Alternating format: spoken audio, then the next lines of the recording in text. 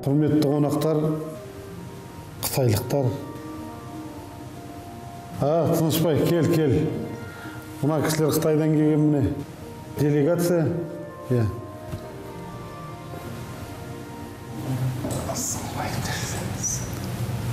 Құрметті қонақтар, мынау біздің телеарнаның музыкалық редакциясының бас редакторы Тынышбай Рахимов. Өзі журналист емес, ақын, әрі сазгер, талантты жан. Тынышбай Рахимов көкірегін жарып шыққан Алтайдың ар жағынан келген ару әнін жазуға себепкер болған.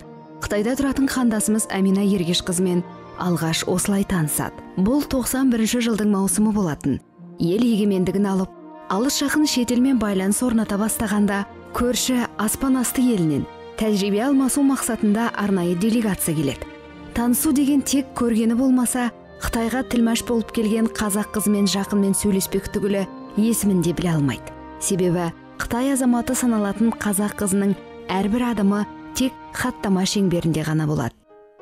Содан көп уақыт өтпей қоштасатын уақыт сәт келді дейді. Сол кезде Қытайлардың бәрі өре түрегеліп бәріп шығып кетті дейді. Бірақ ана қазақтың қызы қимайды дейді. Біздің қасымыздан, қазақстандық өнер адамдарының қасынан кеткісі келмейді дейді. Бірақ енді ол кез қазіргідей шекараның ашық кезі емес, азанда барып кешке келетін Қытай жоқ. Өте заң қатал, келген адам қайту керек. Санақпен өтті, санақпен қайту керек. Содан жаңағы жәутеңдеп бізге қарай береді дейді. Бір күні кешке жақын жұмыстан қайтатын кезінде ағаң далада кір жайып жатыр ем. Біз онда Интернациональный көшесінде тұратынбыз, қазіргі Мәуленов көшесі. Ағаң шаш жалбырап келе жатып айтты, Қареке, керемет бір ән туатын болды деп сөйтті. Бір қызды көрдім, ұнаттым деді. Тур осылай айтты. Мен ондай сөзге құлағым үйренген ғой, ағаң қыздарға көп өлең арнайды, олар туралы айтады. Сосын мен айттым, өте жақсы болып, үйге кіре бер деді, кірімді жайып болып, үйге кіріп, сен ағаң жазу үстелінде отыр екен. Сосын мен шай жасау өте капризный кісі болатын ағаң. Сәл ойындағысы болмаса, ол қисайып қалатын. Шайдың бәрін жасап, бір кезде шай дайын болды, келді беп, тұратып қозғама деді. Сөйткенше болған жоқ, бірінші шумағы жаңағы. Қимайтын жан екенсің жатияға, құрбау кез болдың ғой, қапия деді дегенді айтып кеп, дастархан басында отырды. Тәкең айтады, сол кезде әні мен сөзі бірден келді дейді. Мен оған қиналған жоқпын біләнге дейді. Қимайтын жан екенсің жатияға, қалқамау кез болдың ғой, қапия деді. Ал енді көпшілік бұны махаббат, сезім дейді. Тәкең маған түсіндіргенде олай түсіндірген жоқ. Тәкеңнің айтқаны бұлай. Ол жерде қызға ғашық болған жоқ. Ол мынау Тәкеңнің сөзімен сөзін айтып берейін. Бақа, шаян, жылан жейтін Қытайларға дейді, қазақтың қызын қимадым дейді. Қайтып Қытайға кетіп баратыр дейді. Өзінің еліне, жеріне кеп тұр, табаны тиіп тұр, ата-бабасының жеріне кеп тұр. Бірақ қайту керек. Сонда бізді қимай жәутеңдеді дейді. Мен де қимадым қандасымды дейді. Қазақтың қызын қытайлықтарға қимағандықтан туған ән. Бұл осылай қазақтың өзіндей әдемі өрімдей қызына жат жұртқа қимаған, ағаның қарындасқа деген әдемі қимастықтан туған ән.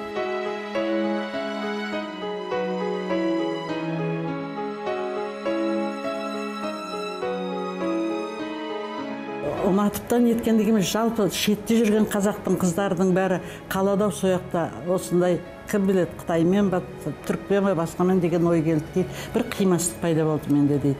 Үстінде қара көйлегі бар, мойнында қып-қызыл шифон шарфы бар деп айтады. Соның бәріне детальны қараған ғой енді.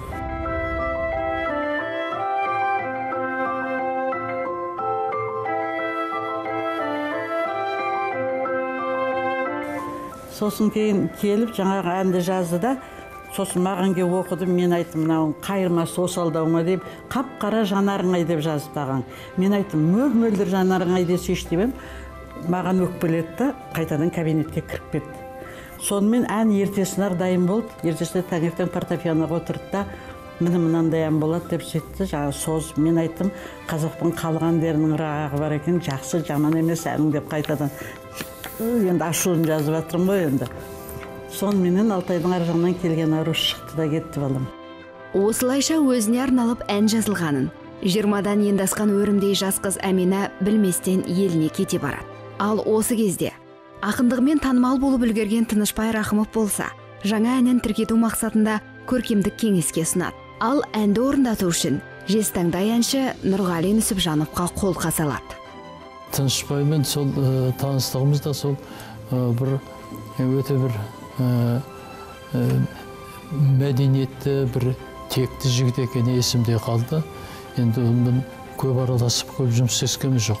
Сол мына осы Алтайдың ар жағынан келген аруды сол шыққан кезде келіп, маған жолығып осы әнді көрсетті айтып. Соның кейін енді тырнақалдысы болсын деп, сөрде көркемдік кеңес болушы еді. Солардың алдында орындап бергенім бар.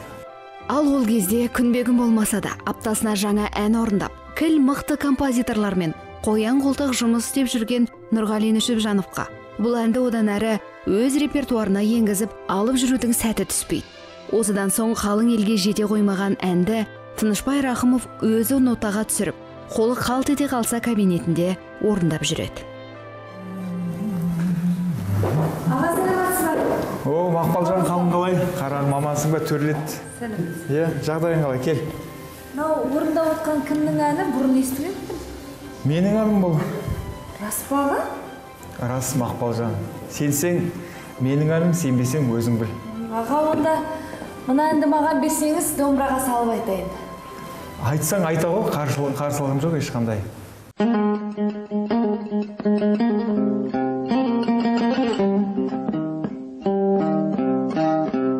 Осы сәттен бастап халық Алтайдың әр жағынан келген ару әнін Мақпал Жүнісованың домбырамен орындауында тыңдай бастайды. 25 жылға шегінеміз. 92 жылы мен ол кезде Жетісай театрында жұмыс жасаймын, актер болып. Сол жерге Мақпал Жүнісова апайымыз өзінің жеке концертімен келіп, сол концерттен кейін концерттің барлығын бас аяғын үнтаспаға жазып алдық. Кейін тыңдайық кеткеннен кейін қандай әндері бар екен деген мақсатта. Соны кейін тыңдап отырсам бір-екі ән ұнады. Соның сол екі әннің бірі осы Алтайдың ар жағынан келген ару болатын. Қасыңа бара алмадым, сездің бе жан арманым, еріксіз қалғам саған ән арнадым. Сол ән енді ұнап, соның кезде мен домбыра шертем. Мақпалда бұл әнді ол кезде домбырамен орындады концертінде, жеке орындауда. Сол ән орындалып, ән ұнап, сол кезде өзі жас қанат деген конкурс болады. Сол конкурсқа қатысу ниетімен ән дайындап жүргем, ән жинап, үш ән ұсыну керек. Соның бірі осы Алтайдың аруын таңдадым да. Жаңа ән тауып, байқауға қатысу үшін Сәкен Қалымов алып ұшып Алматыға келеді. Алайда жас қанат талабы бойынша ән домбырада емес, эстрадада шырқалуы тиіс. Ол кезде бүгінгідей қаптаған өлең жазатын студияда, аранжировка жасайтын маманда тапшы. Абырой болғанда қазақ концертке барып, кімге жолығарын білмей тұрған жас әншіге Талғат Сарбаев тап болады. Ассалаумалейкум аға. Уағалейкум ассалам. Сізге бір өтінішпен келмедім. Келіңіз. Бір әнді әрлеп эстрадаға салу керек еді. Оғандай ән? Нотасы бар ма қолында? Жоқ, нотасы жоқ. Домбыраңыз беріңіз, орындап берейін. Жақсы.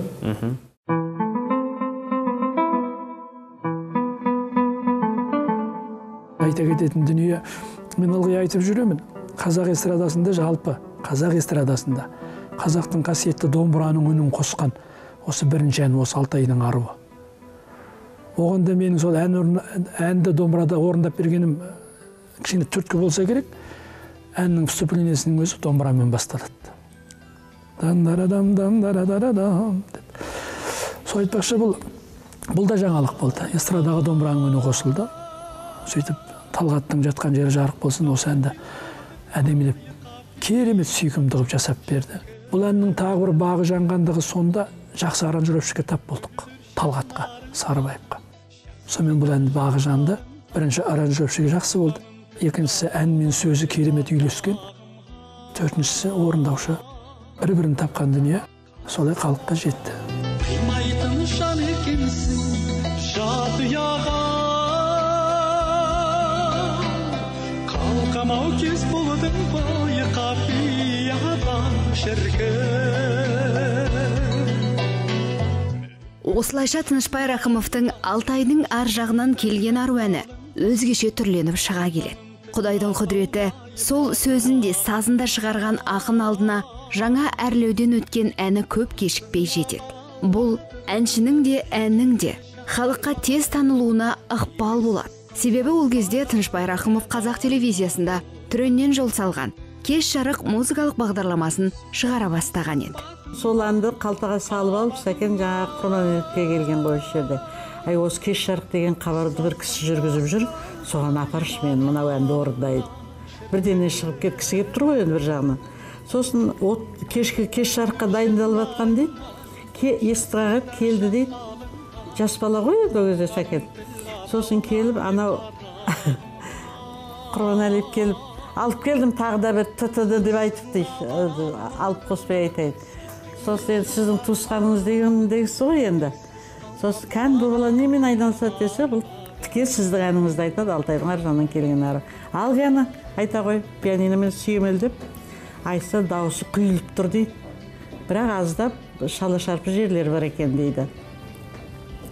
Сосын қайтадан жөндеп жазып алып кел, кеш жарыққа шығару менің міндетім, шығарам деп уәде бердім дейді. Бала жүгіріп ала жөнелді дейді. Кейінен дайындап жақсылап алып кел, келесі жексенбі күні кеш жарыққа звондайды маған. Тыңда, Сәкен Қалымов менің әнімді орындайды. Алтайдың ар жағынан келген ару, жалт етіп қарағанын емге дәру шіркін. Мөлдір жанарыңдай, шасидар жамалыңдай, қалғаным тіл қата алмай қарағымға.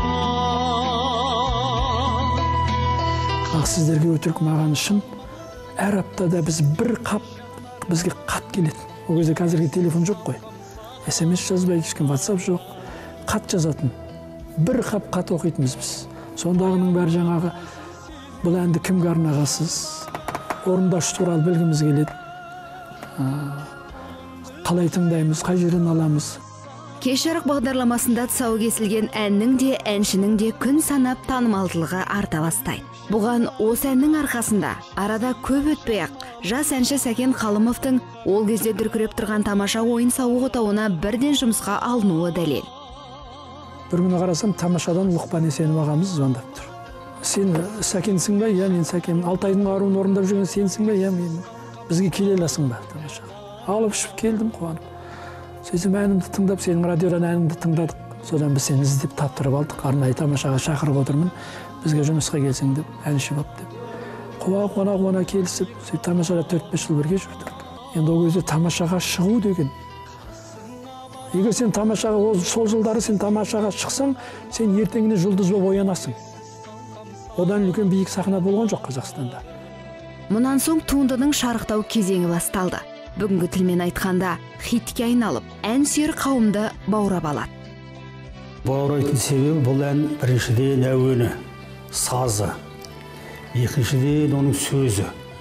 Ол енді жұрт әдетте әннің әуеніне сонымен кетіп қалады ғой. Ал мен сөзге көп мән бермейді. Ал сөзге қарасаңыз, бұл тек жаңағы бір ғашықтық сезім, бір ғашықтық қалдығын айтпайды. Бұл сол жаңағы елге, жерге деген махаббат, ата жұртқа деген сағыныш, бұның бойында тұнып тұр. Діңіз бе? Сондықтан сол жаңағы Әминаның көзіменен береді соны. Бір әндер болады, бір спектакльге бергісіз. Мысалы, Алтайдың ар жағынан келген ару сондай ән. Ең мықтан осындай болар жаным. Ең мықтан сағыныш та бар бұнда, сарғаю да бар бұнда, тілек те бар бұнда, жүрек те бар бұнда, бәрі бар. Бұл ән 4 құбылас сай жұмыр ән деп айтар едім, мен өзім өнем. Әйтпесе жүректен шықпаса жүрекке жетпейді, адамдардың бәрі қалай бұны соншалық қабылдады. Бір кезде бұл гимн сияқты болды ғой, бұнсыз той болмайды. Бір күн ағым екеуміз кетіп бара жатса, қай әпшейді, бір әпшейден түрінен ұрып тұрмын әуәні. Бірнеше балконнан. Жастар қойып қойған болу керек. Маған айтады, арманың жоқ шығар сенің. Мына қасыңда келатқан Данышпан күйеуінің әнінде бүкіл Қазақстан жырлап тұр деп маған айтатын. Өзі әзілге де сондай жақсы еді. Соншалықты сүйікті болғанда сонша халық әні болып кетті. Бұл ән менің тұсауымды кесті. Мен бұл әннің тұсауын кестім. Бұл ән мені Сәкен етті. Одан кейін мен ылғиды айтам, бұл ән одан кейін Тынышбай Рахымды Тынышбай Рахым етті. Бұл кісі негізі Тәкең негізі жазушы адам, ақын адам. Бірақ жаңағы кең танымалы болмады деп айта алмаймын. Бірақ ән келген кезде Тәкең де көтеріліп кетті.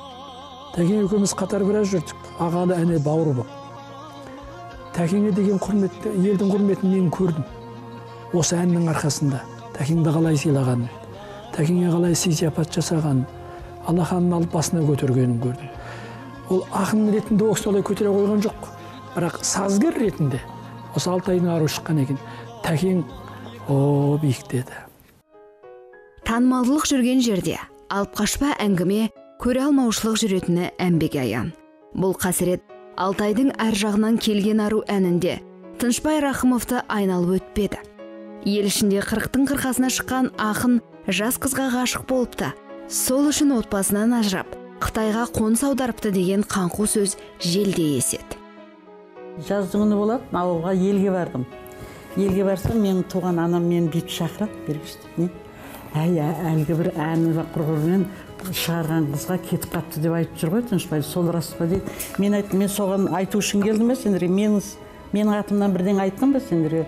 Ол айтыла береді творчество адамдарына, онда нелерің бар? Мейлі мақұл өздерің дұрыс болсаңдар болыпты деп шешем қойды. Бірақ енді әркімнен әртүрлі естіп жүрдік қой, анау мынау деп. Сол қызға ғашық болған екен, сөйткен екен. Соны ағаң өзі айтатын. Осы халық поэзияны түсіне ме, түсінбей ме? Қасыңа бара алмадым деп тұрмын ғой дейді. Қолыңнан ұстай алмадым деп, қоштаса алмадым деп тұрмын. Егер де мұның қасына барып кеткен болсам, бұл да өлең тумайтын еді, халық неге соны түсінбейді деп айтатын өзі. Ынтықтан туған ән бұл деп. Мұндай алып қашпа әңгіме ақын көңіліне қаяу түсіре қоймайды. Алайда қызғаныштың құрығы ақынның әніне көп іліккенде қатты соққы боп тиеді. Басылымдардың біріне ақын Алтайдың ар жағынан келген ару әнін ұрлап алған деген мақала шығады. Талантты адамның өзі бұлай тағдырлы болады. Тағдыры кейде қиын болады. Бұл өзі мына талант дегеннің, тұлға дегеннің өзі бір баламасы, бұл тағдыр болса керек деп ойлаймын.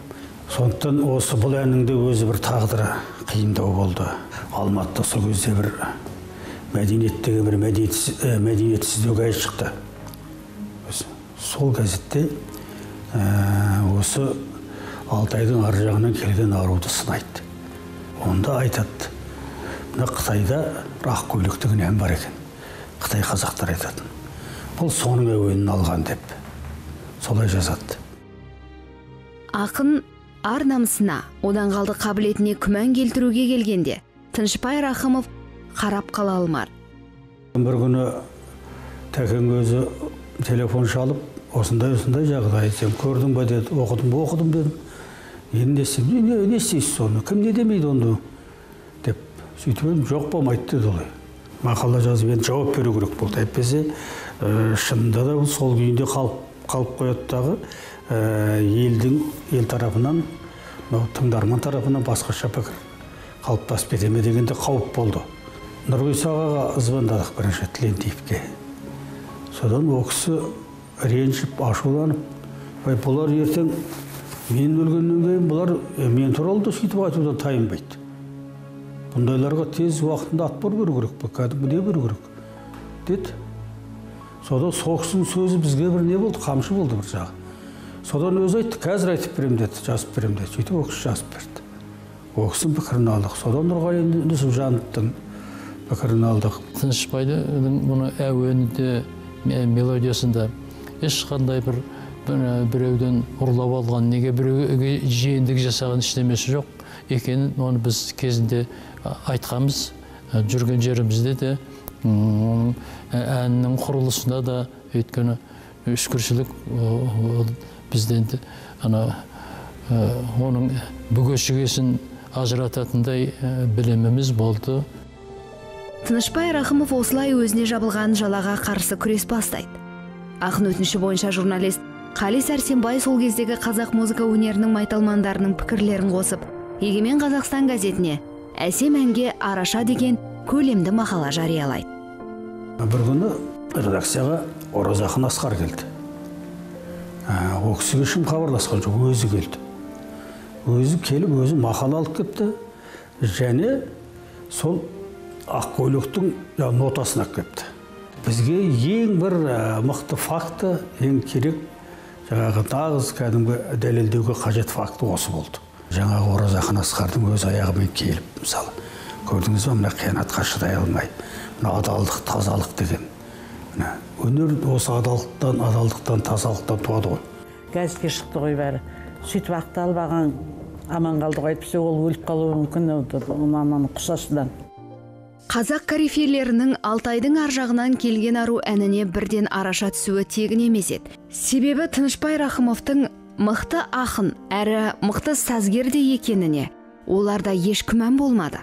Жамбыл қаласындағы мәдени ағарту училищесін тәмамдаған ол өмірдің қай саласында жүрсе де музыка әлемінен алыс кетпеген еді. Ағаң жалпы өнерден құйылған бюст сияқты тұғын. Ойдамайтын инструменті жоқ, әнді керемет орындайды. Өзінің өлеңін 3,5 сағатқа дейін жатқа оқитын ағаңның ең бақыты сонда тұғын. Бұл өзі топырағы бөлек, мұнарлы жерден шыққан адам. Кешегі ықыластар, сүгірлер, жүрген кәдімгі даладан, сол жерден шыққан адам. Сондықтан енді ол өзі, барлығы өзі топырақтан да беріліп тұр. Ақындық шабыт кеп тұр, дер кезіне сенемін мұндай сәтте мен өзіме. Алтайдың ар жағынан келген ару көрінші күтіп жүрген ел көзіне. Ғашығың болмасам да қапыл алаң, толқы бет тағдырыңа ақын ағаң. Қимаған шын себебім ата жұртқа, қазақтың жерін басқақ аты маған.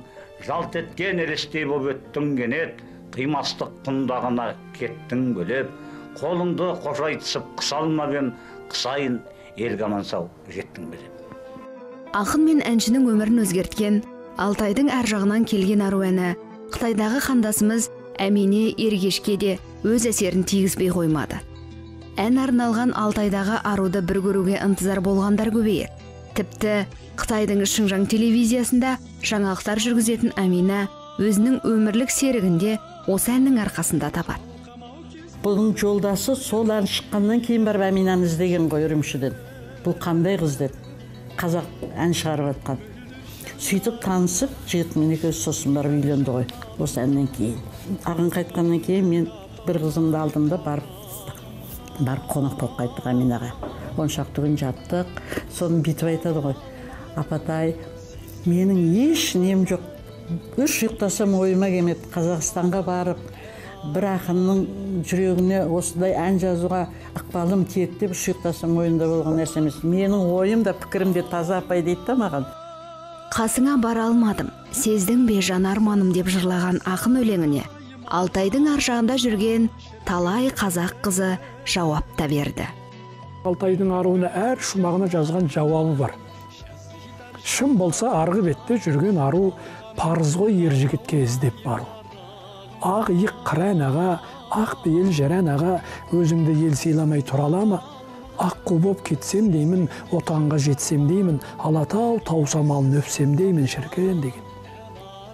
Ал енді осыны мен қазір осы бір әнші, бір қиын дүние бар екен. Мына қыз бен жігіт пен қыздың дауысы үйлесе бермейді. Мысалы менің даусым нәзік, сезімнің әншісімін. Одан осындай нәзік үнді сезіммен айтатын әнші іздеп жүрмін, бірақ әзірге жолықтыра алмай жүрмін. Әннің сөзі, аранжировкасы дайын. Осында бір жаңалық ұсынсам деп жүрмін. Сонда бір екіншіден мына әнге екінші өмір келер еді. Қасыңа бара алмадым, сездің бе жан арманым, еріксіз қалқам саған ән арнадым. Алтайдың ар жағынан келген ару әні жарық көргеніне биыл міне 27 жылға аяқ басты. Десе де бұл ән халық сұранысынан қалған емес. Себебі бұл жай ғана ән емес, кең мағыналы, өскелең ұрпаққа берер тәрбиесі бар туынды. Әннің құдіреті, кереметі шығарманың. Ол мына елмен, халықпен бірге жасауында, ұмытылмауында. Қазір қарап отырсаң, қазіргі әндер бір мысалға тез айту керек те ол әндерді. Мысалы, кәдімгідей ентігіп боласың.